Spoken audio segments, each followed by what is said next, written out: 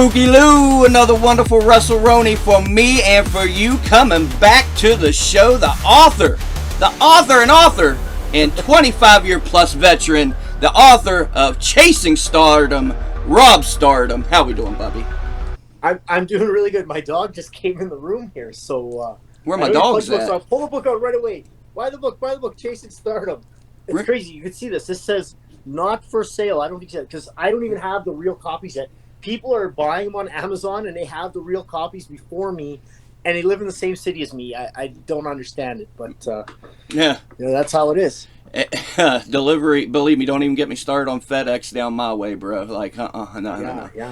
Yeah, how we doing? Looks like it's been a busy weekend for me. I'm sure you've been busy. What's going on in Rob Stardom's world this weekend? Yeah, this weekend, no wrestling for me, but making wrestling merchandise, making the best of Rob Stardom DVD, which in Japan, which isn't really the best of, but it's just the best video quality of my Japan matches that I could find and squeeze together. But how cool! It's good stuff. It's good stuff. Well, I haven't had you back since you went back to Japan. How'd the second tour go, sir? It's crazy. It's been like my fifth or sixth tour, but unbelievable. Unbelievable. So, if anybody knows, like, I'll go out to Japan and I'll wrestle for all of these smaller indies. This time, though, I wrestled for a bigger indie. We wrestled at Shinjuku Face. It was like a beautiful, awesome arena and videoed from Secret Base, and it was super cool. If you're a wrestling fan, you need to go to Japan. There's just such a big wrestling bubble there, bigger than I've ever seen in my life. Like that wrestling venue we were wrestling at like noon. The show was at noon. There was like a 4:00 show, and then there was an evening show. Different companies all coming in. The ring's always set up. There's all these and I literally got in a taxi and went to a different part of town to another wrestling venue, Basement Monster, where again there's shows nonstop. Like, just so many companies, so many wrestlers, bars ran by wrestling companies. There's wrestling there, and then if you're a wrestler, you got to go there. Like you got to go there, and there's just so many wrestling things. Like, you can walk around any major city in, I'll just say North America. Well, maybe not North America, because Mexico is a little bit different too. But let's say in Canada or States, wearing like a pro wrestling shirt. And most people will just walk by you, but you probably won't see, you'll see maybe some NFL shirts. You'll see some maybe NHL, like NL, you'll see sporting shirts. But you're walking around in Tokyo, you'll see lots of like pro wrestling shirts and pro wrestling fans, and it's like cool to like pro wrestling there.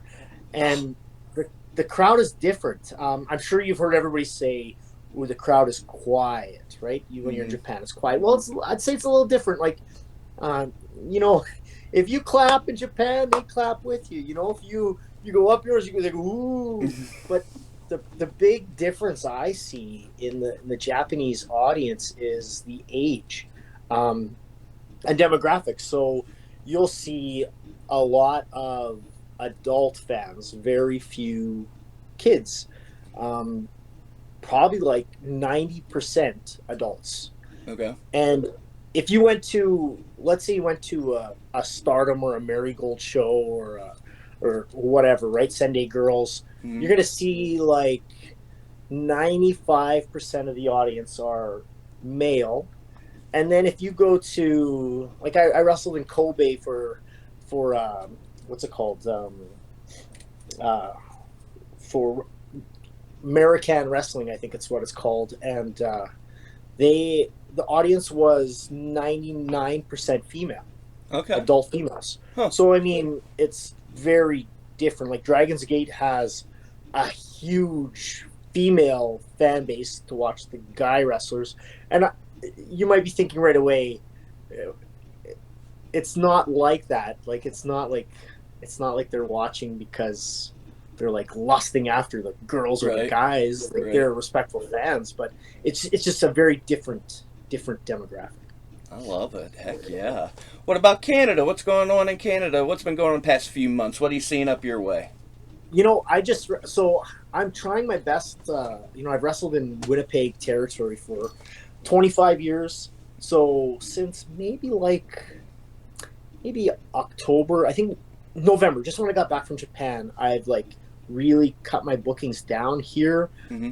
Because just the same thing. I wanted to be different, but I just ran. Maybe I can even show you here. I'm gonna go like this. Ooh, that poster right there. I just ran a charity show for Dream Factory. Mm-hmm. If you don't know what Dream Factory is, it's like I think in the States you have Make a Wish. Okay. So it's for terminally ill kids. Dream Factory's for local terminally ill kids, and they get to their dream come true, right? So super cool. This show meant a lot to me because my one of the retired wrestlers, Ike Idle, who lives in my town, Selkirk, his child just going through that process right now too. So he was a part of the show, but we use all local crew, and we drew over like 600 people. I saw you had a hell of a crowd. Yeah, and the thing, I really just scratch my head because the local companies, and they're doing good business, but they're bringing in names and not drawing 600 people. Right. If you guys hear my dogs in the background, it's Sunday afternoon for me, and we live right on a street where a lot of people walk by, and Daddy's not in there with them, so they're barking at those people right now. So I hope it's not too much. No, we're fine. And here we are on Super Bowl Sunday talking wrestling.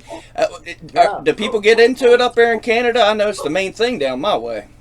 Yeah, I mean, it's not the main thing, but yeah, it's definitely a big thing.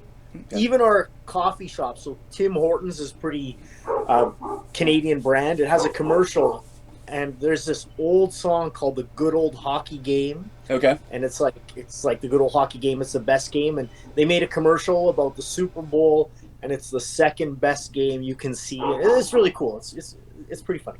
Nice. Okay, I dig it. Okay, so it sounds like you had the weekend off. You had, or not off, but you got to stay home, not traveling, working on your DVDs. Can I tell you about my weekend? I want to hear all about your weekend and everything you got going on, Spooky Lou. All right, we talk on this show, Rob Stardom, about peaks and valleys in this business. They always seem to even out, man. If you have a really good high, you're going to have a good low to bring you right back down to earth. At least that's what I've found. I've been going since October, Rob Stardom. I have been out of the business since October. My friend Really? Yes. And it sucked, sitting at home watching your friends do their thing. Maybe we'll go down that route and we'll explain why. Anyways, my friend Marcus Twist was kind enough to book me for his no-ring deathmatch show, so I got to get the camera back in my hands and do my thing. Opening match, this kid that has screwed with me for over a year shows up, okay? Make a long story short, my buddy, one of my best friends in the world, Anthony Rucker, gives me a shot to crack him with a chair, Rob. Finally, I can get redemption for all the crap. This kid beat me up in front of my wife and kids. It's a long story. Doesn't sound very good, like a good guy. He's not a good. He's the biggest piece of trash I know. But he ducked, and I hit my best friend in the head with a steel chair and cost him the match. So that's night one. The rest of the show went great. We had Beast Man as a surprise. He got to beat up said punk kid, so that was fun. So I still went home feeling pretty good. I was back at it, back to work. Hell yeah. Good night overall. Rucker will forgive me. Then we go to RSW last night. The place that I have worked my ass off for years to try to make a bigger name for it. And when I say, Rob, that I worked daily for this promotion as far as editing, promoting, yada yada, believe me, setting up rings, whatever it may be. I even know what RSW stands for, that, and because of you, Real Shoot Wrestling. Like, I wouldn't have known that. They know in Canada because of Spooky Lou. Thank you. You know what Spooky Lou did last night at Real Shoot Wrestling? What? I sat in the crowd like a fucking mark. We're all marks in this business, Spooky, so it's okay. I get it. It's the second show I've went to, sat in the crowd. I can't do that anymore. I think I've done enough. I know damn well I'm not a worker, but I think I've done enough to where I shouldn't be sitting in the crowd. So I'm not sitting in the crowd. What do you want to do? What do you want to do there? They had me on commentary. I know I could do commentary. They had me on roaming cam. I'd reached out a few months ago. I said, hey, is the door open for me to come back? Keep in mind, I was supposed to just take a break. I was supposed to take a month break. That's what I thought. And here we are. Here we are in February. So, you're the vet, Rob Stardom. Let's talk about peaks and valleys. Any advice you can give Spooky Lou. If you need any more information out of me, I'll happily just put it all out there. But where are we at right now? What do you think? Where am I at right now? I don't know if you can hear my dog going crazy, but I'm looking at going down to Minnesota again next weekend. I'm asking for advice, Rob. We'll get to your bookings in a bit. Oh, yeah. Oh, sorry. No problem. Like, I'm looking to my vet for advice, Bubby. With real shoot wrestling, well, it depends. Like, it's tough. If you run a wrestling company, you have to pay people, right? So the bigger your crew is, the more people you have to pay. So I can see from their point of view where they could probably get somebody to do roaming cam and camera work for free, so they don't want Spooky Lou, like all that kind of stuff, right? And I've seen it. Like, guys will they're getting into business, they're helping out, and thinking, good, I'm going to work my way up. Well, there's certain level, like, you can't work up because all the paid spots are like taken tightly, right? And all the extra spots, they just want guys that'll do it for free, probably, is what I'm envisioning. But I also see, like, you want more. Right. You want more. And if I was Spooky Lou, I remember looking at your social media, and you ran a show, well, at least one. Two. Mm-hmm. And they're probably thinking, Jesus, this guy here, and they let you in. They open the door and let you in, right? Come on in, Spooky Lou. You're with us. Then you ran 2 shows. So they're like, geez, if I let this guy in a little bit more and then we get engaged and maybe get married, there's going to be divorce again because he's going to want more and be running his own shows and taking my town, running probably the same town, the same date, same time, different venue, cross town for $1 less ticket. Big heat, right? That's promoters are always scared of that. Right. Mm-hmm. And then to top it off, the guy that would be doing this is that Spooky Lou guy, that evil Spooky Lou is going to do it, and he's got a bigger social media presence than us, probably. I don't. And he's going to get more eyes on the product, and it's going to look like this no-name Mark is going to do better business than us, and we're scared of that.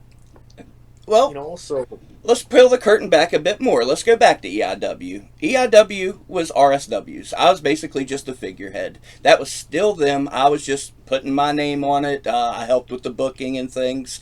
EIW was given to me because I worked so hard for the company. Okay? Sure. So I worked my ass off. We have 2 shows. We lost the venue. That's basically what it comes down to. We lost the training school where we were holding the shows, so we couldn't do the shows anymore. So they felt, from my point of view, they felt like they took something away from me. So they gave me something else. I said, let's bring this kid in. They said, we'll bring him in. You can book the angle. You can do what you want to do with it. We did that, and it starts catching fire. People were talking. And then little by little, it starts getting taken away. I show up. You guys are doing this. You guys are doing this. You guys are doing this. Okay. All right. Fine. Did whatever. They change bookers or anything? Or no. Same booker? Same bookers. Just all of a sudden, I'm not booking it like I was told. But I'm still happy to be getting in that ring and people talking. I'm more than happy to do that. Then things really start changing. So now we're butting heads a little bit. Spooky Lou can be an asshole when I need to be. But I'm also butting heads at home with the wife because I'm on the road all weekend. Every weekend I'm going. So it got to the point, why am I fighting with my wife for a job that I'm fighting with these folks? So I say, just let me take a month off. And that month has turned into February. And I mean, there's a lot more that goes into it. You know how wrestling goes. But here we are, man. Why aren't you running your own stuff, man? You could be doing big business and it'd be more satisfying for you. I know. Everybody in West Virginia, if you're listening to this, you're going, why is this Canadian guy trying to start another promotion there and get Spooky Lou to stir things up? But you need you just need that where you can express yourself in pro wrestling. That's what you really need. And it's tough. Like if you came and worked, let's say, one of my shows, you wouldn't get that freedom to do whatever you want. You'd hate it. Right. You'd be like, oh man, I'm coming in and I got to do this, this, and this. So, oh, my dog just hit my thing there. Like, but the same, you need that expression, right? Yeah, that is true. But it was this company that got me into the business, you know? So who am I if I start running shows where they're running shows? As mad as I may get, and believe me, I've gotten very mad, I still know it was this company and this guy that got me into the business.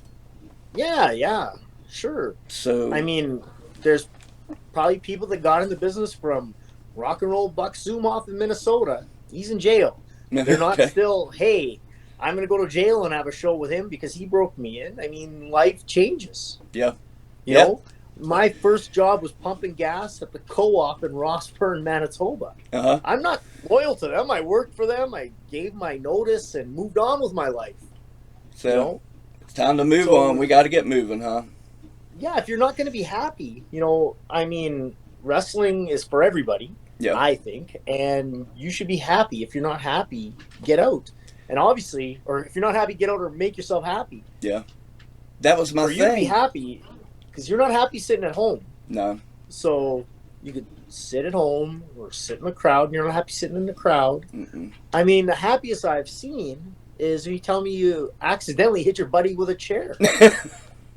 You know, that would make me a little bit, I'd be disappointed. I'd be down. I'd be like, oh man, Spooky Lou, you know, I don't know, I'm trying to hit this guy and I hit my buddy, you know. You had a little smile on your face. I'm going to tell you, your buddy, if he's watching, you got to keep an eye on Spooky Lou. I know he's watching. On his face when he hits that chair. I know he's watching too. You know? Oh dear. Yeah, like you got to watch that stuff, man. And you had this big smile on your face and you're telling me all about a no-ring promotion and you're worried that you lost your venue. I'll tell you. There's companies that their venue's their backyard. Right. In Japan, I wrestled outside some restaurant one time. You could wrestle. Wrestling's different now. I used to think, you know, wrestling there's one way to do wrestling, or maybe two, but now it's infinity. Yeah. I watched this DDT show where they wrestled in an office building. It was like a video game. They started at the bottom, and they had to work their way up through different levels and beat different guys and get to the boss. Okay. Different, man. Like, and now there's cinematic pro wrestling where like it's different. Like, I'm telling you, pro wrestling is not like it used to be. So you should just make it yours. Thank you for that. You know, and I'm glad we went down that route because this no ring thing. When I first saw it years ago, I was like, "But you don't have a ring."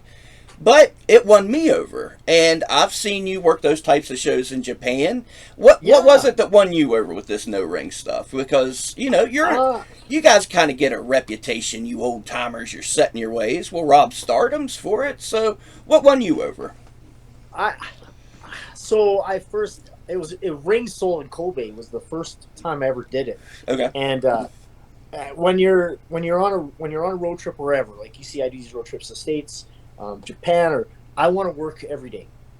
I want to make money every day. I don't want a day off, right? Because, you know, so I get there and there's no ring. I didn't know there's no ring. There's no ring. And but it was super cool venue, and like there's like there's wrestling mags. Like this was like a wrestling place, and they've upgraded now. This place now has a ring, but it had no ring, and the crowd was like super packed in this small venue, and they were into it. They were just into it, and it was done pretty professionally. And I thought, wow, that's cool. That match is on YouTube out there for Avanzar, I think it's called. So I thought it was cool, and I'm up to try anything. You know, I remember when I was the first guy to use light tubes in Winnipeg. I don't really use them that much now, but I was the first guy to bring them in like 2000 or 99 or something. I think it was 2000. Okay. So things evolve, right? You got to try different things. Then I did a different tour. I did this show where there was no, I don't want to call it a show because it was just filmed for video. Okay. Again, I have a night off, and night off means I'm buying my own stuff if I don't have a sponsor lined up. And they said, we're going to do this, shoot it just for video. It's going to be a match at a restaurant. I'm like, okay, that sounds good. You can eat and drink as much as you want. To me, I can drink and I can eat. So that sounds good to me. And it was the guy filming it. His name is Subasa, and he filmed like for almost all the indie companies there. So and he sells his stuff on Amazon Japan, and he's got a website. It's all over the place, right? So what the hell? Why not try it? And it was different. Like it was different, and there was. I don't want to compare it to DDT because DDT is its own thing, but there was comedy. There was literally a gym mat, and they take so much pride in it. It's unbelievable. It wasn't in the restaurant. It was a lie. It started in the restaurant, but really, it was in the parking lot. We had to cross a busy street to get to this. We're wrestling in the restaurant, and they like put this gym mat down, and they tape it to the ground. Like they're super worried about this small gym mat that you're probably only going to bump on 10% of the time. Right. And then they parked cars around and filmed. It was crazy, but it was fun. And wrestling still has to be fun. You know what I mean? Yeah. And then I wrestled for Choco Pro on the I think it might have been the same tour, maybe next tour. I can't remember. And Choco Pro is super popular. Yeah. Even over here, people, are about it. I mean, it's crazy. And the amount of fans there, and it was business. Like, I think that's where people don't understand. They think a no-ring show is not business. It's a wrestling business. So, I mean, I got paid. Yeah. I did wrestling. There was fans. I sold merchandise. It was on video, seen by a lot of people. So that's business, and it expanded my fan base. Like those specific shows grew my fan base to people that still sponsor me online. Okay. So, my one dog, his name is Mo, and he's a red bone coonhound, and he's very loud. Yeah. Agreed. He's cuter than hell, though. Well. But I guess that's where you need to understand that as a wrestler, your job is to wrestle and make money. And what's the difference if you're doing an autograph signing at a pizza parlor? I mean, is that something a wrestler should do? Right. Okay. But it is because you're making money.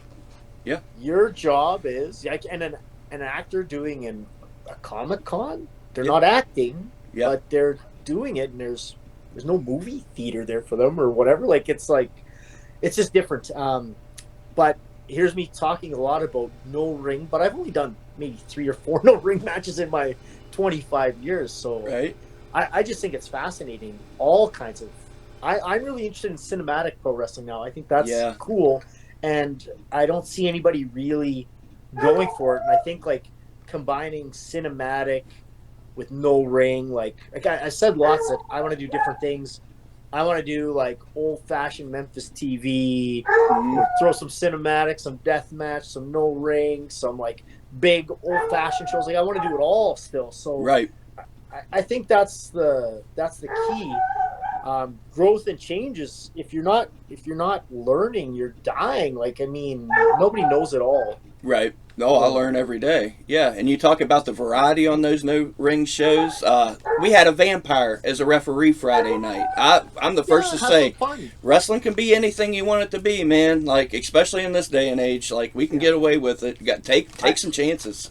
I always scratch my head though. I'm not a big fan of the big mascot gimmicks that sometimes you see, but I say that, but then I watch it and I go, if they work. If they're in there working or they're doing their gimmick working, they're working. And back to no ring, so a lot of guys hate no ring. I'll tell you, I sit in a dressing room here, look at the guys, they're talking to me like I'm doing some kind of weird, underground, I'm just thinking to myself, WWE had that hardcore 24/7 title years ago. Yeah. And that was mostly no ring. Yeah. Am I wrong? No. I mean, you're exactly right. That's a really good way of putting it. But again, I'm very inexperienced in it, but you need to have an open mind in this business or you're going to just be jumping on a trampoline, not booked. Yeah. Yeah, stuck and complacent. And I gotta say, I've worked quite a few no ring shows. Not worked, but worked. You know what I mean? But Yeah, yeah, the atmosphere, it's so different. Everybody's there having a good time. Everybody's getting along with everybody. There's no politics. So I mean, it's won me over tenfold. So we yes, yes. we've had our no ring discussion. Oh. Well, you were going to tell me, and now I will ask you what is coming up for Rob Stardom. You had mentioned Minnesota. You're coming back to the Yeah, States. I love it. I'm going down to Minnesota again, and I'm going down monthly for MIW, Minnesota Independent Okay. Wrestling, and I've been working for them off and on since about 2000 and maybe 2001. So long history with those guys, Mhm. and I'm doing that. I'm coming back. I'm running my own show, a private function though. You literally can't buy a ticket to this show. Okay. So again, it's different, right? So Mm-hmm. a guy's having a 40th birthday party. This is gonna sound crazy. It's his 40th birthday party. He wants a wrestling show. He's rented the venue. Mm-hmm. He's bringing 200 of his friends to the show. We're gonna put on a show for him. It happens So, I mean, around that's here all the coming up. time. Yeah, that's coming up. I'm super excited about that. I've rebooked my hometown is rebooked. The Assiniboine Downs. It's the venue that I run a charity show. They've already booked me for 2 shows this summer.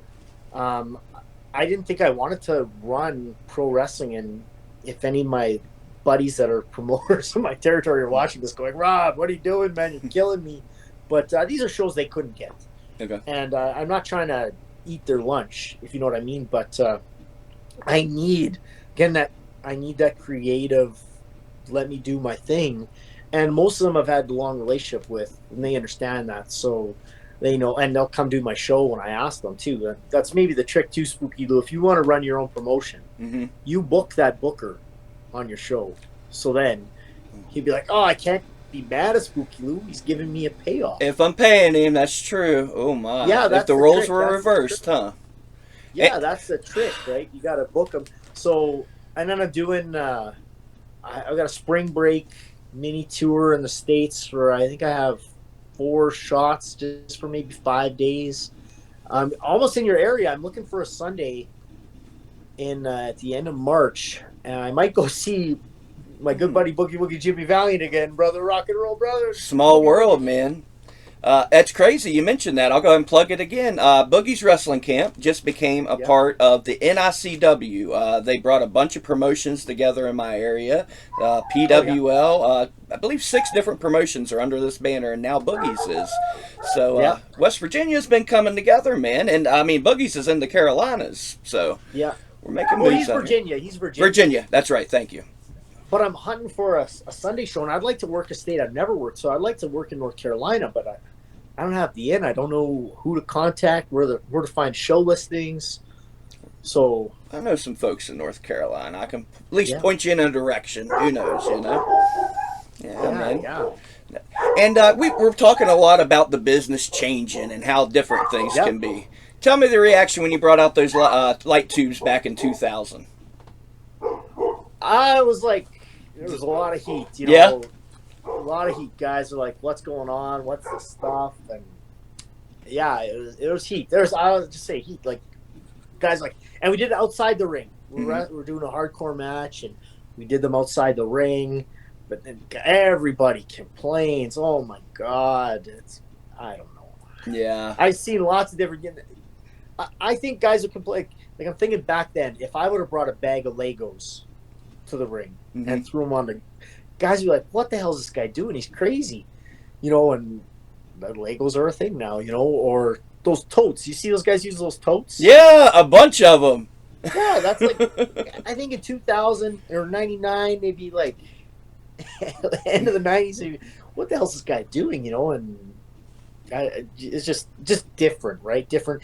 And at that time, you could still, and I think in this day and age, you can't do this anymore. And I haven't seen it in a long time, but you could still do this to a young boy, Right. and that kind of stuff, right? So it was a different time, right? You had to still Right. be respectful and not just say, "Screw you, old timer, I'm going to do my thing." Right. Now I'm the old timer trying to, hey, let the guys do whatever they want to do. Good looks. Good looks. Yeah. How much is too much? Where's Rob Stardom draw the line? What are you seeing that's just that's too far out there? There's something like I've seen these couple spots where guys use porcupines. Okay. Have you seen it? I haven't. No. No, like literally, like Live porcupines. yeah, and Yeah. bump on it, and the guy gets shot with the quills. And where the hell was that? That was maybe Deep South. Okay. I think Deep South did it in like they have a deathmatch tournament. I can't remember what it's called. I'm sorry, but I thought to myself like, it's live animals. First off, anything can happen. Yeah. And I'm sure that's maybe not like what legal. the live animal wanted to do Yeah. for the day. Potential animal abuse, and Yeah. just I've never been shot with a porcupine quills, but I grew up on a farm, and once in a while our dog would get into a porcupine, and we'd have to take those quills out. And oh man, that's something I wouldn't. You'd have to pay me a lot of money, to do it, and I'd be scared shitless. So those guys, I just look and go, how the hell could you do that? I'm trying to think if there's any. To me, that's the thing that you got to search that up. I mean, it's and definitely. It was like, yeah, I'm like, that's maybe my line is crossed there. You know what I mean? Definitely, yeah. With live animals, I'm an animal lover, so and most folks are nowadays. That's trouble. But I mean, most of those animals, it's a gimmick. Like if you watch the old-fashioned like wing matches where there's like they're using like piranhas and that, like right. It's not really. You watch closely, it's not necessarily happening like you think. Like an alligator death match, and it's not. It's like a little. But this is a different thing, right? That's too much. Maybe too much. Maybe. Well, let's go down this route. This is where I'm at with things, as far as where I'm at and everything. You talk about the old timers before you. They thought the light tubes were crazy, but you have an open mind. I think a lot of my problem is I was treated pretty well right out the gate, and the people before me had it like shit. I've heard the stories. We've got the craziest hilljack old timers in West Virginia that just took advantage of these guys. So where do you kind of draw the line to make sure that the respect is still there, but guys are still having fun, and guys can even say it's not supposed to be fun, it's a job. I've saw that sort of thing. So, first I just want to talk about it's not supposed to be fun, it's a job. Mm-hmm. If you work a job, and some jobs suck. Let's be honest here, some jobs suck. Mm-hmm. But mostly you need to get some sort of satisfaction out of your job so that you are a happy person in life. Yeah. So your job, in theory, you should be able to have some fun at it. Yeah. You have to get your nose down and there's some tasks you have to do at your job that suck, and you have to work hard and focus. But most jobs, you can smell the roses and enjoy yourself and have fun as well. Like, you have to have fun. If it's not fun, that shit translates. Serious. If you're having fun, it translates. If you're not, it translates too. Yeah, but when you say they gave a hard time, I want to know, what do you mean by gave a hard time? What did these evil veterans do to give a hard time? Straight up beat the hell out of these guys. And I mean, I get it. They got to be tough, but and it's not just the physical, it's the mental. I've heard crazy stories. I mean, just making guys drive you 8 hours just for the hell of it. Just being an asshole for the sake of being an asshole, stuff like that. For me, the 8-hour drive, that's part of the dues. And I drive 8 hours straight to Minnesota. Right. I wrestle and drive 8 hours back. To wrestle. In the wrestle. same day. Yes, and I'm all for that. But what if this jerk just wants you to drive him to the best Hot Topic there is because he wants the new Cody Rhodes shirt, But it depends. Now, you can look at that and go, oh, what's going on? But the kids learn through conversation. Exactly. I'll give you that. So, in my eyes, let's say if I'll just throw out maybe a wild, if Kenta Kobashi said to me, "You're going to get in the car with me and you're going to drive me 8 hours," I'll say, "Yes, sir." Oh, of course. Yes, sir. Uh-huh. And then I'm going to be talking and picking his brain the whole time. If Jim Cornette said to me, we're going to drive 8 hours, kid, you're driving, I know that I'm going to learn and grow. Yeah. So, Definitely. I mean, it depends. And I'm going to say, like, you're like, they beat the shit out of him. I'll tell you, and maybe I'm not clued into that scene, but I don't know of a lot of West Virginia's not known to have a bunch of shooters. Right. You know, like when you hear about shooters in pro wrestling, it's not like there's a big West Virginia scene where they're tough as nails and can stretch you out there. I mean, you know, you hear that in some territories, but West Virginia's not one of them. To be fair, though, West Virginia's not really in any discussion ever when it comes to pro wrestling. It should be, you know. I know. I'm trying. I swear to God, I'm trying. But for me, training is a different thought process, and I can't get it right because I find that nobody wants to sacrifice how I would want them to sacrifice. And I've told kids now that, like, we got to learn to amateur wrestle. Mm-hmm. You know, you got to do all the calisthenics, and I'll do them with you. Let's do them. And when I train guys, it gets me in a really good shape too. So that's what I enjoy, right? Uh-huh. And then we got to do some pro wrestling, and I want students to have a few things that it's not being the shit out of them. It's like you need a driver's license, you need a passport, and then I encourage them to use like a language learning app to learn either Japanese or Spanish. Right, those would be the two languages you'd want to learn in professional wrestling. I would say maybe German. Right. German might be up there too, and. It's tough, man. You guys don't want to put in the first off. They're like, when you hook them in an amateur style, you can tell right away what's going on here. I thought wrestling was going to be a big stomp and a this and and I believe that, you know, wrestling's movie stars don't have to be able to beat you up if they're an action star, but a lot of them are well known to be shooters, right? Like you always hear those stories.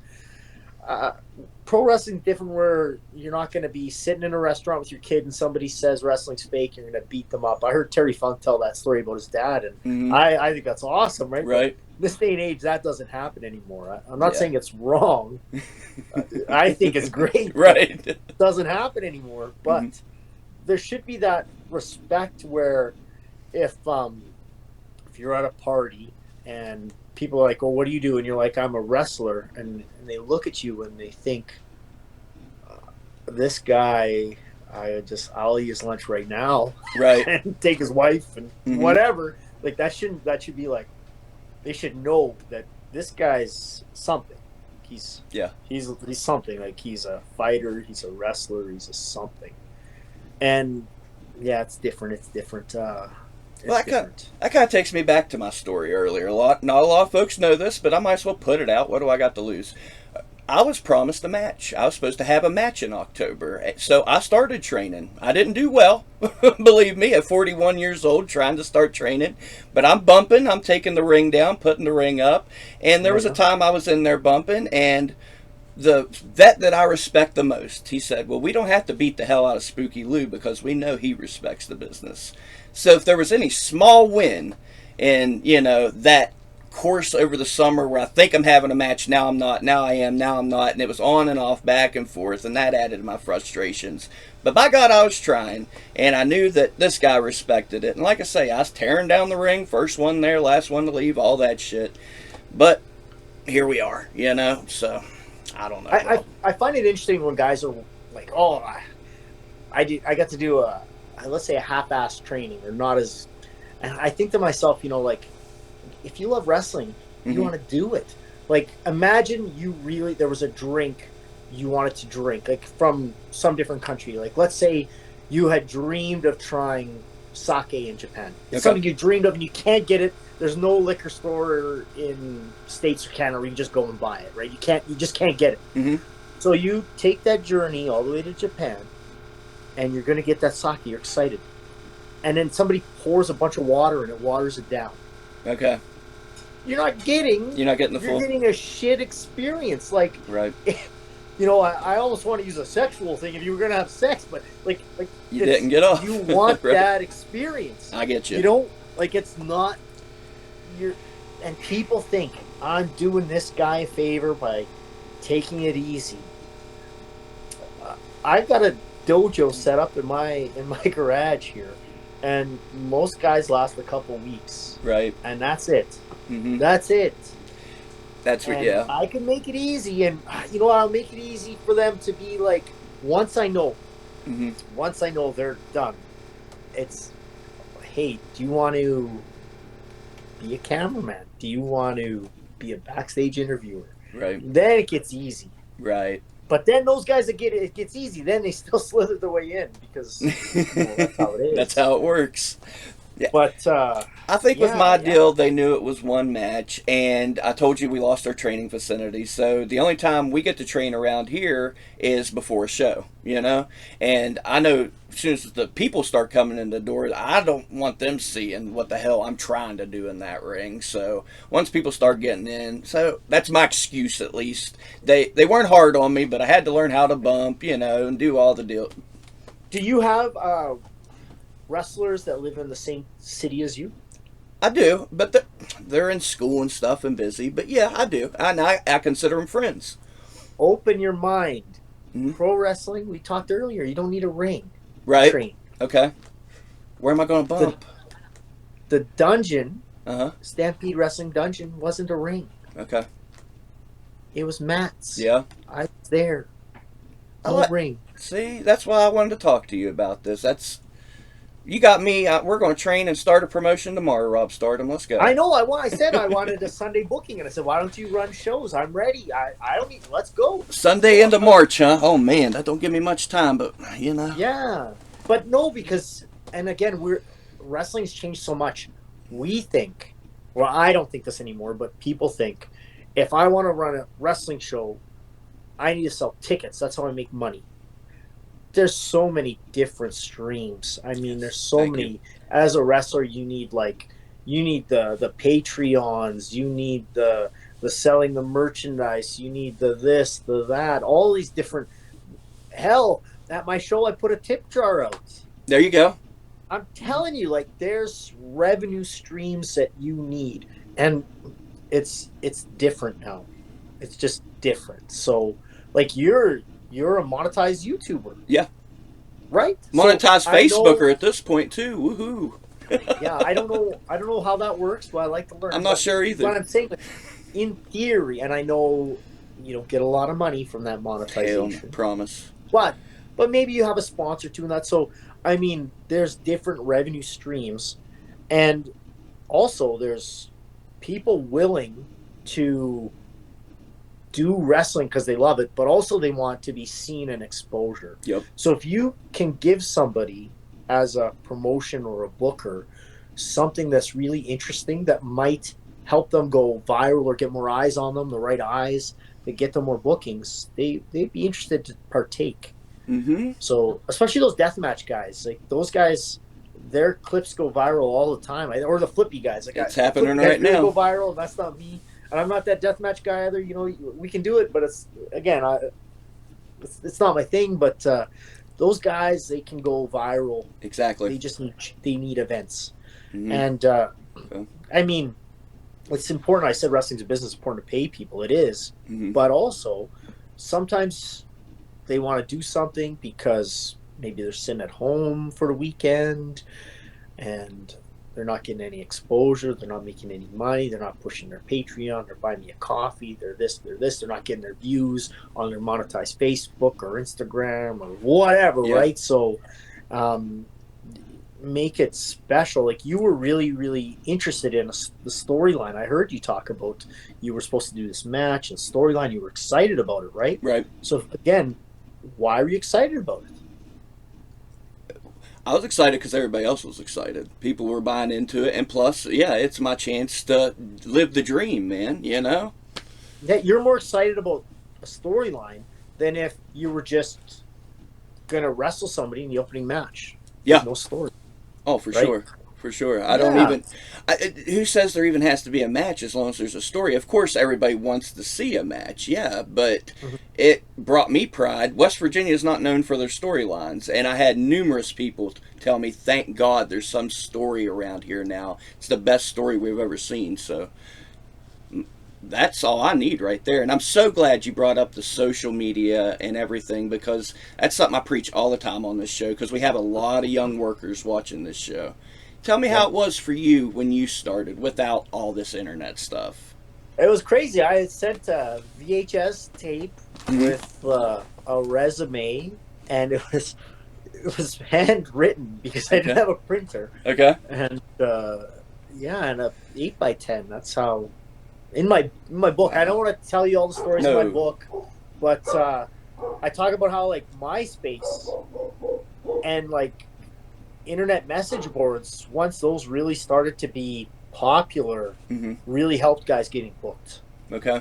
It did. Like, it was tough. Like, you just send it out, you'd send it every year here to the Maritimes because they had the summer territory, and you'd see, Mr. Candello, here's my VHS tape. And hell, I used to, when I was in the business at the first day, I had to take not only a CD with my music, and that's aging me, but I had a cassette tape too, in case they didn't have a CD player. There you go. That was engraved in my brain to make sure I had entrance music on a cassette.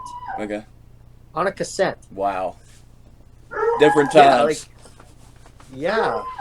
When did you finally kind of jump on things and get set up the Facebooks and Twitters? Did it take you a minute, or was you one of the first to say this is the way, let's do it? Well, I'm sure not one of the first. But I try to. Here, I'm going to contradict myself. I try to embrace new technology. But like, I'm not on TikTok. I should. I know I should. I'm not. I should. I hear you. I should be on TikTok. I'm not. And I didn't understand about Twitter. And I tell the young guy, or X. Now X, I get it. Now X, there's definitely some political things involved, which, as a Canadian, it doesn't necessarily. You're saying Canada right now, big heat, and that's going to help me out in my business. So I'm going to be honest. Right. But there's big heat. But X in the wrestling business, like, I think it was my second or my third tour of Japan, and I would be like trying to make contacts, and a few guys say I'm good at making contacts with people, right? I'll get their info and blah blah blah, and try to keep in touch, and they weren't on Facebook. Okay. And every wrestler back then was on Facebook. In North America, everybody was on Facebook. This was before Instagram was like a big deal, and everybody had their Twitter. They're like, here's my Twitter, and I didn't have Twitter, so at that point I'm like, I'm gonna get Twitter, and I've focused on growing Twitter. I have maybe like 11,500. I know that's not big. I know there's people with zillions, but for me, as like a indie guy, that's a big deal. For sure. And I'll say this point blank: the amount of financial supporters I have gotten off of Twitter, it's like watts compared to other social media platforms. I'm no good at Instagram. I'm trying. I feel you. But I think the problem is, and I'm not sure because I'm not good at it. I've done some research, but I don't want to pay for advertising or anything like that. But I see some famous people and they don't follow anybody, and I tell myself I shouldn't follow anybody back. They should follow me. But I know in my heart that why I'm so successful in X is I'll just blindly follow you back. Like, I really should do that and get. I'm going to do that starting today, Spooky Lou. Okay. I'm going to follow everybody I can on Instagram and give him a follow. You heard it right here. Give Rob Stardom a follow. And I get it because I look at my Facebook because I follow people back or accept friend requests. And if you bring up my Facebook profile, 2.8 thousand followers following 2.6 thousand. So how's that make me look? So I can't accept every friend request anymore. But how do you I think I'm good at Facebook. Okay. But I don't understand how to follow people. Like if I kind of looked, it kind of popped up sometimes, you're looking through settings and that and it said I follow all these people and all these people follow me. But I'm like, I never clicked follow anybody. Okay. So So what I just believe, accept them. I go accept them as a friend, and I'll cleanse my friend list so on. So I try to keep my Facebook at I need to almost do 5,000. Mm-hmm. You know, but I'm not intentionally following or not following people on Facebook. What I've learned is if I send Sammy Callahan a friend request and he doesn't Sure. accept it, I'm following him, but he's not. You know what I mean? So that's where I'm like, I'm in the public eye. I'm this big podcaster guy, so I want my numbers to kind of. So I can't accept everybody, but I usually accept the friend request. I'll be honest. Talking about X, I wouldn't have had PCO on the show if it wasn't for X. I've talked to him for years on there. That's how I got that. So you never know. You never know. Did you meet me through X or Facebook? I think it might have been X. I'm going to say YouTube because I saw. Oh yeah, here. but then YouTube. But then you messaged me on, or maybe you just commented, and then we became. I'm not sure. We were friends on X or Facebook, but I'm not either.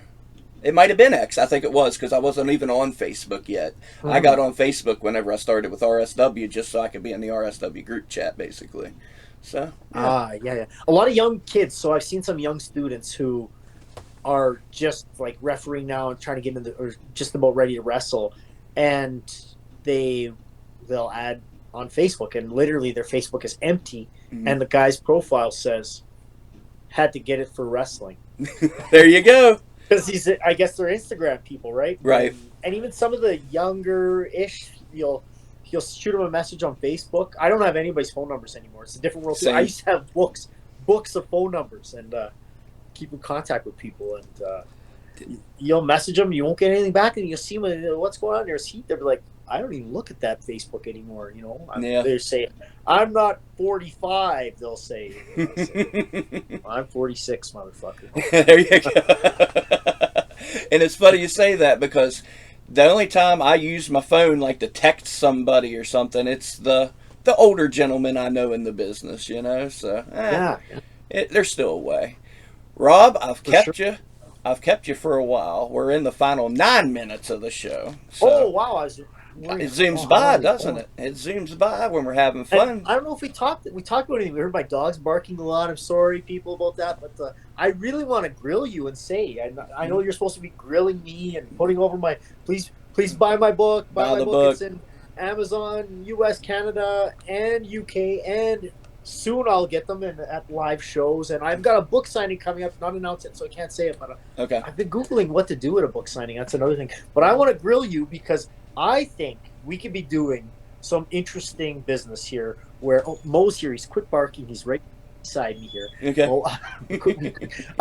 Where you could be running these, again, I said, no ring. Sometimes there's no ring. Sometimes there's rings. Sometimes it's cinematic.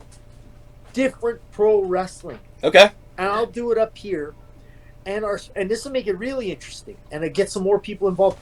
Your storylines are going on here. I don't want to say like NWA or in the old territories, but your storyline's this, my storylines are this, but then we'll throw a little bit of footage, mix it together, and then maybe Jimmy Elton, wherever his footage is this, and then a different country here, and kind of guys doing their own thing, but different. And I think it could be something huge. I literally believe huge. And then I see like those AIWF, and I'm kind of affiliated with those guys too, where they've got like a convention that this is maybe you get that young kid with the veteran. They're driving their 8 hours. I'm driving my 8. All these different guys were driving their 8 hours into the middle here somewhere. There you go. Doing a wild thing, and I think with revenue streams, I think it could work. Okay. Nobody's gonna get rich. We're doing it, but you got to do it for love. Oh, I promise you. I want that. Do it. Oh, my dog is. I want guys to do it for love, and I love it. But different. Like so, I don't. I'm saying this, and I don't want to be a deathmatch promotion, but I do want there to be an occasional deathmatch. Something else. I don't want to be a lucha libre or a whatever strong style. I want it to be, and I don't want to be just a cinematic or a no. I want it all. I love it. And everybody used to say they love pro wrestling because of the soap operas and the stories, right? It's like a male soap opera is what they used to say. And I think that we're missing the boat. Thank you. In indie wrestling. Yes. Where it should be, and not highly produced things. Like in this day and age, I'm a YouTuber, right? A I'm a big time monetized YouTuber, which doesn't mean anything. Right. So I do a lot of research on how to make my videos better, and they suck, everybody. So if you watch them, they suck. But I do not. It says that we're not supposed to do things like "What's up, everybody?" Like, it's supposed to be just regular, raw. Like, people want that regular, raw content where it's just a conversation and real stuff. So I think you're getting the guys involved and to do things like that and not worry about that production. It'll be interesting. Yeah. And let guys come out of their shell. And I'll tell you, and this is something I didn't understand as a young man, but people up high in the wrestling business, and that's not me, but people up high in the wrestling business, they, for the most part, love pro wrestling. Okay. I think. Right? Most of them have been doing it forever, and they started out in someone's backyard probably too, and you know, doing all this crazy stuff, and they look at this stuff. They do. Like, they're on. There's high up people in this business on my social media. Yep. And you just search PCO on your X, right? Like, like all these different, and they see this stuff, right? Like, I've seen some high up people in the wrestling business comment on some of the most bizarre pro wrestling you could ever, and they were loving it. There you go. And I'm just saying that if your job every day is pro wrestling, and it's the same thing, let's go to the town, let's set up the ring, let's wrestle in front of the 150 kids, let's sell the chips and the pop, and that's a business, right? Yep. But man, if that's what you're doing every day, and you can watch, oh my God, these guys are wrestling, and wow, just powerbombed into a swimming pool, and now, oh my God, the garbage truck's showing up to pick up the garbage, and he just threw the guy through the truck. Like, it's crazy, like, you know, crazy stuff that isn't like, there's no porcupines involved. No animals. Period. But well, I mean, this maybe your dogs. My dogs were involved. I'm sure it ruined your early footage, right? It's fine. Jesus.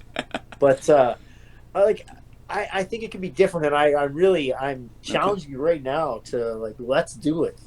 But again, it has to be for love. You're gonna need to use your friends at first, because guys are like, fuck that, I need a big payoff to do this for you. Yeah. Well, I know good people. I know good people.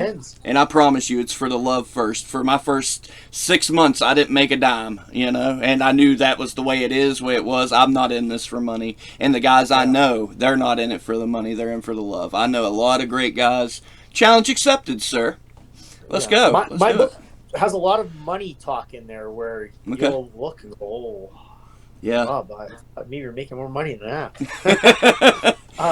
I have a dream to do a outside show in the snow with no ring, and then a ring, and a who knows, and a skidoo. You name it, crazy things. I think people will be like, what the hell? And when people are going to watch this and go, this guy's fucking crazy. You know, I'll tell you, I watched the video, and I'm sure everybody's seen the video, like Minoru Suzuki, one of the toughest motherfuckers in the world, wrestling on a train in Japan. Yep. I knew exactly what you were going to say before you said it. No ring. Great Sasuke, the best high five. Him on a fucking bullet train. Or on a train, not a bullet train, sorry. Wrestling. Let's do it. You were just the guy I needed to talk to today, Rob Stardom. I talk about it all the time. The wrestling gods put things into place for you right when you need them. You were the guy I needed to talk to. Let's do it. Let's do it. I'll get crazy down here. You get crazy up there, and we'll meet in the middle. I'll fight you at the border. Your crazy might be crazier though. I've been to West Virginia. I've wrestled there. They're a little bit crazier than up here. You know, keep it. But I've been seeing some things up your way. I see there's a Canadian deathmatch wrestling starting up, a new no ring deathmatch company. As a matter of fact, Rob Stardom, I'll just put this out here. I may be coming to see you soon. I'll just say that much. I'll be coming to your neck of the woods soon. Yeah, so nice. So nice. Bring me a beer. I will. Buy me Canadian beer, please. If we're not at war with each other by the time this date rolls around and they let me cross the border and cross back to get home. We better not talk about that. There's a big heat, you know. I mean, it's good. I should say to all the Canadian fans, yes, I'm Canadian. Woo!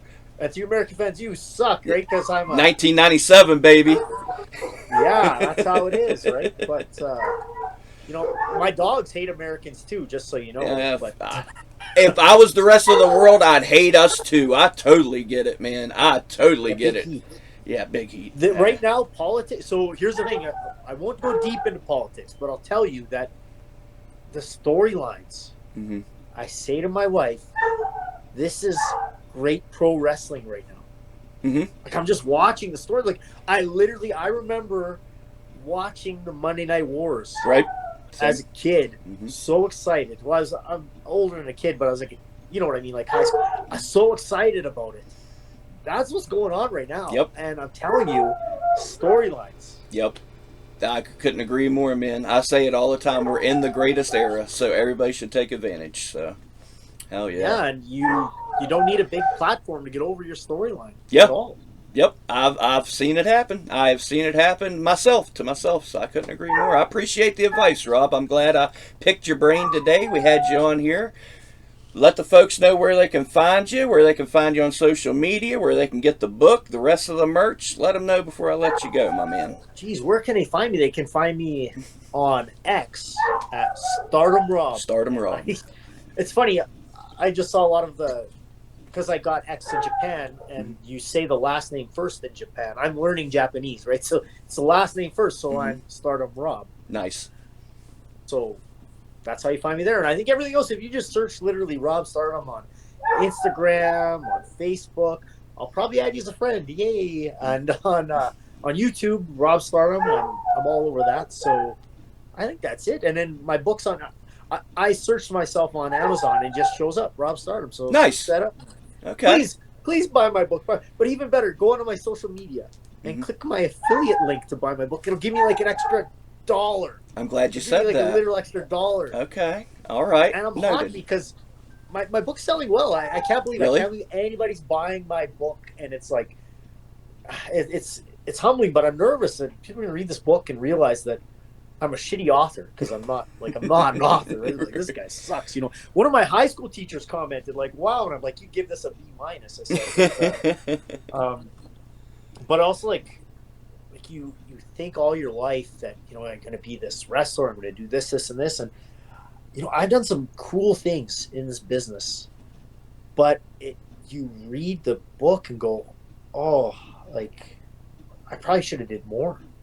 And then I think about that and I say, shut the fuck up, Rob. Like, I mean, I know lots of guys in my territory that haven't left the perimeter of the city. Yep. So I mean, different strokes, different folks, and so this book is about 2 years behind. Oh, sorry, more than 2 years. I wrote it during COVID when I was going to just retire and quit the business. Okay. And writing that book, and then I was scared to publish it. I'm scared, and I finally did it. And it just, now that it's out, and so many people have, like, out of the blue, you always think, do I have supporters? And then just all these people out of the blue have popped up to support me and showing me screenshots of them buying this book and things like that. And I hope you like it. But it's like reinvigorated me, and I need to do more. I need to do more in this business, and I want to do more and different, whatever that means. So I'm going to Minnesota to wrestle a regular wrestling show. So there's nothing different there. I'm running a birthday party show. There's going to be nothing different there, but I'm telling you, there's going to be something different. Okay. And I need to do it. Hell yeah, man. With you, Spooky Lou. Let's go. And I've got some few other crazy people around the world that we probably want to do something different too. I'm all for it. I am totally all for it. And I'm proud of you on the book, man. Congratulations. I think your story should be told, regardless if you're a good author or not. Have you looked at these posts on Facebook? All these run-on sentences and people can't spell. Don't talk about being an author. As long as you're getting that experience out there to inspire others. Man, you inspired me. Like, when I started my channel, I watched your vlog, and I said, these are guys having fun. I want to have fun. And I gotta say, 99% of the time, I had the time of my life. The highs you gotta have the lows to have the better highs, So it's all been worth it. So I think we're both just getting started, Rob Stardom. Let's light this place up.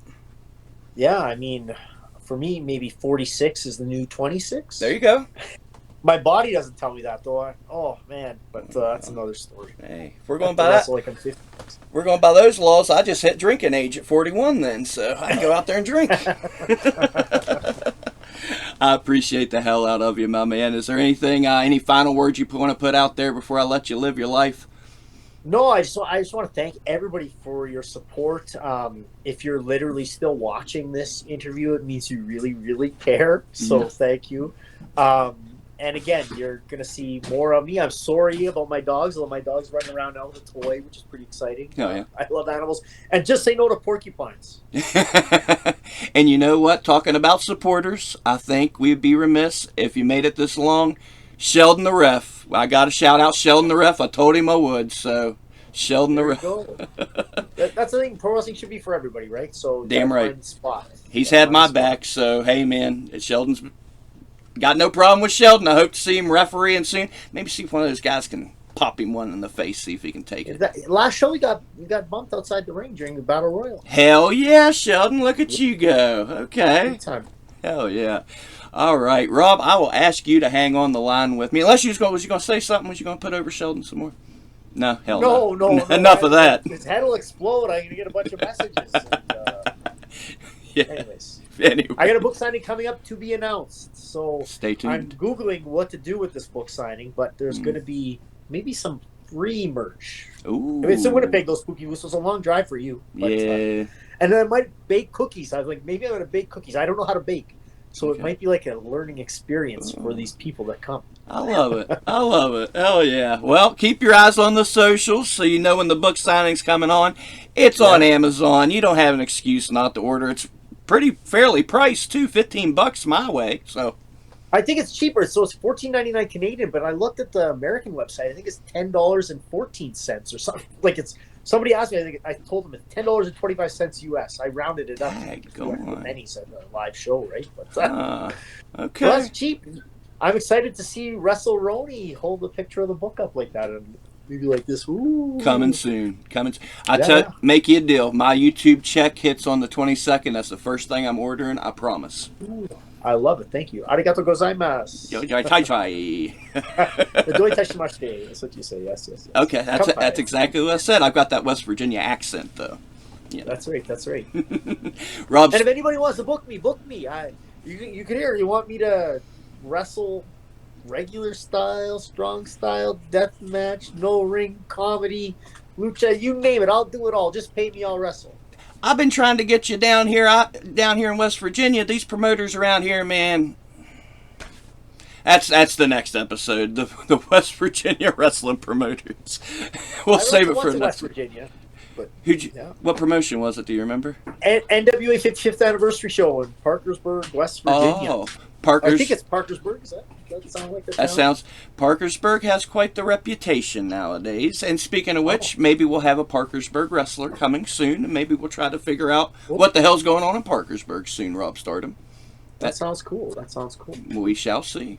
Sir, I will ask you to hang on the line with me if you would. I'll hang on. To the listeners, this is why we do it, man. Folks living their dreams, good people doing good things, and I think we're just getting started. I like where things went. Sometimes, if you need advice, if you're in the business, find you a vet, see what's going on. In the meantime, go out there and live your dreams. How do we do it? Treat each other with kindness and respect, but don't take no shit from nobody. Know your worth. Stand on business. Do it your way. Spooky Lou loves you. Got plenty of deathmatch flavor coming up this week. Plenty of awesome guests on the podcast. Just stay tuned. You know I got you. We love you. We're out of here.